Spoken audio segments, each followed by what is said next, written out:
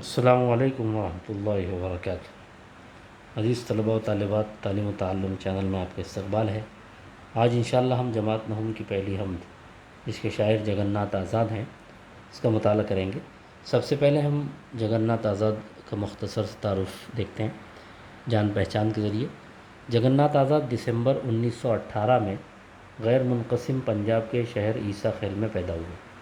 تو 1918 میں پیدائش ہوئی، اور اس وقت چونکہ ہندوستان اور پاکستان الگ نہیں ہوئے تھے، اس لیے پنجاب کی تقسیم بھی نہیں ہوئی تھی۔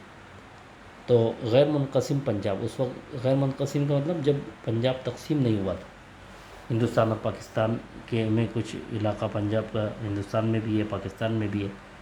تو اس وقت 1918 میں چونکہ ملک آزاد نہیں ہوا تھا، اس لیے تقسیم بھی عمل میں نہیں آئی تھی۔ تو وہ غیر منقسم پنجاب کا جو شہر ہے وہ عیسیٰ خیل، وہاں پیدا ہوئے تھے۔ اب اس وقت وہ یہ پاکستان میں ہے شہر، تقسیم کے بعد۔ ان کے والد تلوک چند محروم اردو کے مشہور شاعر تھے، اور ان کے والد جو تھے تلوک چند محروم، وہ بھی اردو کے بڑے مشہور شاعر تھے، اور اصل میں ان کا تعلق ہندو مذہب سے ہے۔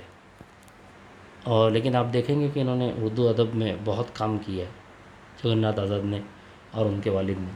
جگن ناتھ آزاد نے فارسی ادب میں ایم اے کرنے کے بعد صحافی کی حیثیت سے اپنی خدمات کا آغاز کیا۔ تو سب سے پہلے انہوں نے فارسی ادب میں، فارسی لٹریچر میں انہوں نے ایم اے کیا ہے، یعنی ماسٹر ڈگری حاصل کی۔ اس کے بعد صحافی جب ان کی پڑھائی ختم ہو گئی، تو پھر انہوں نے اپنی خدمات کا آغاز صحافی کی حیثیت سے کیا۔ صحافی کسے کہتے ہیں؟ اخبار لکھنے والا، جو اخبار میں کالم لکھتے ہیں، دیگر مضامین لکھتے ہیں، وہ صحافی کہلاتے ہیں۔ تو انہوں نے اخبار میں کام کرنا شروع کیا۔ تقسیم ہند کے بعد وہ ہندوستان چلے آئے۔ اب چونکہ وہ جو عیسیٰ خیل کا علاقہ تھا وہ پاکستان میں، ابھی فی الحال پاکستان میں، تو جب ہندوستان تقسیم ہو گیا، تقسیم ہند کا مطلب ہندوستان کی تقسیم کے بعد وہ چونکہ پاکستان میں چلا گیا تھا وہ علاقہ عیسیٰ خیل، تو یہ ہندوستان آ گئے تھے، اور ماہنامہ آج کل کے نائب مدیر مقرر ہوئے۔ اور جب وہ ہندوستان آئے تو یہاں پر جو ایک رسالہ نکلتا تھا، ماہنامہ مہینے میں ایک بار نکلتا تھا، اس کا نام تھا آج کل، تو اس کے نائب مدیر بن گئے تھے وہ۔ تو یعنی اس وقت جو آج کل نکلا کرتا تھا، اس میں مدیر جو ہوتا ہے ایڈیٹر، تو ایڈیٹر کا کام یہ ہوتا ہے کہ وہ پوری ترتیب دیتا ہے رسالے کو، اور عام طور سے اس کا مضمون بھی پہلا ہوتا ہے مدیر کی حیثیت سے، تو یہ اس کے نائب تھے۔ تو سرکاری ملازمت سے سبکدوشی کے بعد جموں یونیورسٹی میں شعبہ اردو کے صدر کے عہدے پر فائز ہوئے۔ تو جب وہ سرکاری نوکری سے جب ریٹائر ہوئے، تو اس کے بعد جموں یونیورسٹی میں ان کو شعبہ اردو کا صدر بنا دیا گیا۔ ان کے تقریباً 15 شعری مجموعے شائع ہو چکے ہیں، 15 ان کی کتابیں شاعری کی منظر عام پر آ چکی ہیں، جن میں بے قراں، وطن میں اجنبی اور ستاروں سے آگے، یہ 3 کتابوں کے نام یہاں دیے ہوئے ہیں، یہ مشہور ہیں ان کی کتابیں۔ علامہ اقبال کی حیات و خدمات پر تحقیقی اور تنقیدی کاموں کی وجہ سے آزاد کو اقبالیات کے ماہرین میں شمار کیا جاتا ہے۔ اور ان کی خاص بات یہ تھی کہ علامہ اقبال پر انہوں نے بہت کام کیا ہے، ان کی زندگی اور ان کی خدمات سے متعلق انہوں نے بہت تحقیقی کام پیش کیا ہے، اور تنقیدی کام کیا ہے، یعنی اس میں انہوں نے ان کے کلام میں، شاعری میں اچھائیوں، محاسن اور معائب، اچھائیوں برائیوں کو تلاش کیا ہے، اسی کو تنقیدی کام کہا جاتا ہے۔ تو اسی لیے ان کو اقبالیات کے ماہرین میں ان کا شمار ہوتا ہے۔ اقبال اور مغربی فلسفہ ان کی اہم کتاب۔ تو اقبال اور مغربی فلسفہ انہوں نے کتاب لکھی تھی، یہ بہت اہم مانی جاتی ہے۔ 24 جولائی 2004 کو جموں میں ان کا انتقال ہوا۔ تو 2004 میں انتقال ہوا ان کا۔ اب ہم دیکھتے ہیں کہ ان کی لکھی ہوئی حمد، آپ یہ بھی ذہن میں رکھیں کہ وہ غیر مسلم شاعر، لیکن ان کی آپ حمد دیکھیں، ان کی اردو ادب پہ ان کی مہارت آپ دیکھ سکتے ہیں۔ رنگ و بو تک تجھے دیکھوں کہ خزاں تک دیکھوں، میں تیرا حسن جو دیکھوں تو کہاں تک دیکھوں، اپنے ماحول میں دیکھوں کہ ستاروں سے ادھر، تو ہی تو مجھ کو نظر آئے جہاں تک دیکھوں۔ رنگ و بو یعنی رنگ اور خوشبو، جو بو ہوتی ہے، تو رنگ و بو تک تجھے دیکھوں کہ خزاں تک دیکھوں، شاعر یہ کہنا چاہتا ہے کہ اے اللہ تعالیٰ، میں تجھ کو موسم بہار تک صرف دیکھوں یا موسم خزاں تک بھی دیکھوں؟ مطلب یہ رنگ و بو سے مراد بہار کا موسم ہے۔ جب بہار کا موسم آتا ہے تو ہر طرف ہریالی ہوتی ہے، پھول کھلتے ہیں اور رنگ برنگ کے پھول ہم کو دکھائی دیتے ہیں اور خوشبوئیں آتی ہیں، پھولوں کی خوشبو سے چمن معطر ہو جاتا ہے۔ تو شاعر وہی کہنا چاہ رہا ہے کہ اے اللہ میں تجھ کو رنگ و بو تک تجھے دیکھوں، بہار کے موسم میں تجھے دیکھوں یا خزاں تک دیکھوں؟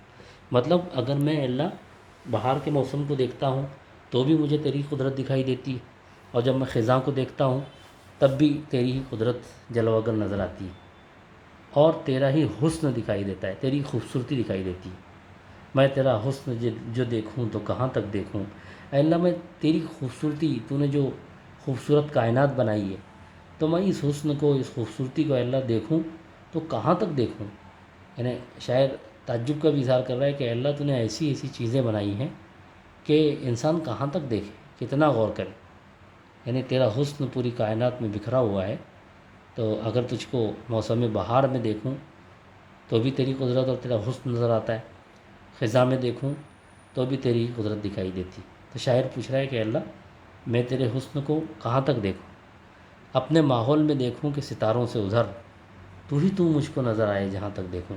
شاعر کہہ رہا ہے کہ میں اگر اپنے اطراف میں دیکھتا ہوں، ماحول کا مطلب ہی ارد گرد جب میں نظر دوڑاتا ہوں تو شاعر کہہ رہا ہے کہ میں اپنے ارد گرد دیکھوں یا پھر ستاروں سے ادھر، ستاروں کے پیچھے جو دنیا ہے، جو عالم ہے، تو اس کو دیکھوں یا اپنے ماحول کو دیکھوں، اپنے ارد گرد دیکھوں۔ جہاں بھی میں دیکھوں گا تو اے اللہ تو مجھ کو نظر آئے جہاں تک دیکھوں۔ جہاں تک میں دیکھوں گا اے اللہ تو مجھ کو نظر آئے گا۔ اپنے ماحول پہ نظر ڈالوں گا تو بھی تو ہی نظر آئے گا۔ ستاروں سے ادھر کی دنیا کو دیکھوں گا تب بھی اے اللہ تیرا ہی جلوہ نظر آئے گا۔ موج دریا کی قسم، باد بہاراں کی قسم، تیری رفتار کو اب اور کہاں تک دیکھوں۔ موج دریا یہ مرکب اضافی کی ترکیب کہلاتی ہے، زیر اضافت کی ترکیب بھی کہلاتی ہے۔ دریا کی موج، موج دریا۔ باد بہاراں یعنی موسم بہار کی ہوا، موسم بہار میں چلنے والی ہوا، وہ باد بہاراں کہلاتی ہے۔ تو شاعر کہتا ہے کہ اے اللہ دریا کی موج کی قسم اور بہار کی ہوا کی قسم، اے اللہ میں اب تیری رفتار کو کہاں تک دیکھوں؟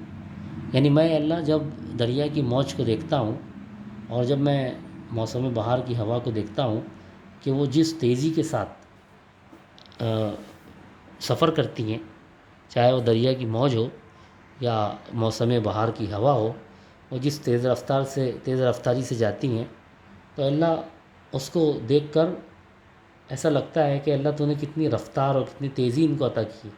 تو اللہ میں تیری اس عطا کردہ رفتار کو، تیزی کو جو تو نے ان کو دی ہے، اور کہاں تک دیکھوں؟ یعنی یہ موج دریا کی جو تیزی ہے اور موسم بہار کی جو تیزی، ہوا کی جو تیزی ہے، اے اللہ سب تیری ہی عطا کردہ ہے، اور میں اس کو کہاں تک دیکھوں؟ یعنی مجھ کو تیری قدرت ان میں بھی دکھائی دیتی۔ آج تک تجھ کو جو دیکھا تو یقین تک دیکھا، اب تمنا ہے کہ میں تجھ کو گماں تک دیکھوں۔ اب یہاں عجیب بات شاعر کہتا ہے کہ اللہ میں نے آج تک جو تجھ کو دیکھا ہے تو یقین کی آنکھ سے دیکھا، میں نے پورے یقین کے ساتھ کہ اللہ تیری ذات موجود ہے اور یہ ساری کائنات کو وجود تو نے ہی بخشا ہے، اس یقین کے ساتھ میں نے آج تک تجھ کو دیکھا ہے۔ اور شاعر آگے عجیب تمنا کر رہا ہے، اب تمنا ہے کہ میں تجھ کو گماں تک دیکھوں۔ اب شاعر یہ تمنا کرتا ہے، یہ آرزو کرتا ہے کہ اللہ میری تمنا ہے کہ اب میں تجھ کو گماں تک دیکھوں، یعنی اپنے خیالوں میں بھی میں تجھی کو دیکھوں، میں تجھی کو سوچوں، تیرے ہی خیال میں میں مگن رہوں اور تجھ کو گماں کی حد تک دیکھوں۔ یقین تک تو میں نے تجھ کو دیکھ لیا، اب میں گمان میں بھی تجھ کو دیکھنا چاہتا ہوں، تیری قدرت میں اور مزید کھو جانا چاہتا ہوں۔ صبح کا نور، شفق شام کی، ظلمت شب کی، میں تیرے حسن کے سو رنگ کہاں تک دیکھوں۔ اب یہاں پر 3 چیزوں کا شاعر نے ذکر کیا۔ صبح کا نور، صبح میں جو عجیب و غریب نورانیت ہوتی ہے اور جو روشنی ہوتی ہے، اس کا شاعر نے ذکر کیا کہ صبح کا نور، شفق شام کی، اور شام کے وقت آسمان پر جو لالی چھا جاتی ہے جس کو شفق کہا جاتا ہے، تو شاعر اس کے بارے میں بھی کہہ رہا ہے کہ شام کی جو شفق ہے اور جو رات کی تاریکی ہے، ظلمت شب کی، شب کہتے ہیں رات کو، ظلمت تاریکی، رات کی جو تاریکی ہے، تو شاعر نے تینوں چیزوں کا ذکر کیا، صبح کے روشنی کا ذکر کیا، شام کی شفق کا ذکر کیا، اور رات کی تاریکی کا ذکر کیا۔ تو تینوں کا ذکر کرنے کے بعد شاعر کہتا ہے کہ اللہ میں تیرے حسن کے سورنگ کہاں تک دیکھوں۔ اللہ، سورنگ سے مراد بہت زیادہ رنگ، یعنی بہت زیادہ کیفیتیں، حالتیں۔ اللہ میں تیرے حسن کی یہ سورنگ کہاں تک دیکھوں، اتنی زیادہ ہے اللہ تیرے حسن کی کیفیات اور حالتیں ہیں کہ ان کو میں کہاں تک دیکھتا رہوں۔ صبح کے نور کو دیکھتا ہوں تو بھی تیرا حسن دکھائی دیتا ہے، شام کی شفق کو دیکھتا ہوں تب بھی مجھے تیری قدرت نظر آتی، اور جب شب کی تاریکی پر غور کرتا ہوں تو یہ بھی تیری ہی بنائی ہوئی ہے۔ تو شاعر یہ تینوں چیزوں کا ذکر کر کے کہتا ہے کہ اللہ میں تیرے حسن کے سورنگ، تیری قدرت کی اتنی کاریگریاں میں کہاں تک دیکھتا رہوں، دل کی دنیا میں تو میں تجھ کو بہت ڈھونڈ چکا، اب تیرا حکم جہاں تک ہو وہاں تک دیکھوں۔ شاعر نے کہا کہ میں اب تک تجھ کو اپنے دل میں ڈھونڈتا رہا، اور میں نے بہت ڈھونڈا تجھ کو اپنے دل میں، اے اللہ اب جہاں تک تیرا حکم چلتا ہے، یعنی پوری کائنات میں، تو میں اس پوری کائنات تک، یعنی کائنات میں تجھ کو دیکھنا چاہتا ہوں، یعنی اب میں تمام چیزوں میں غور کر کے تجھ کو دیکھنا چاہتا ہوں، تجھ سے ملنا چاہتا ہوں، اور تیری قدرت کو دیکھنا چاہتا ہوں۔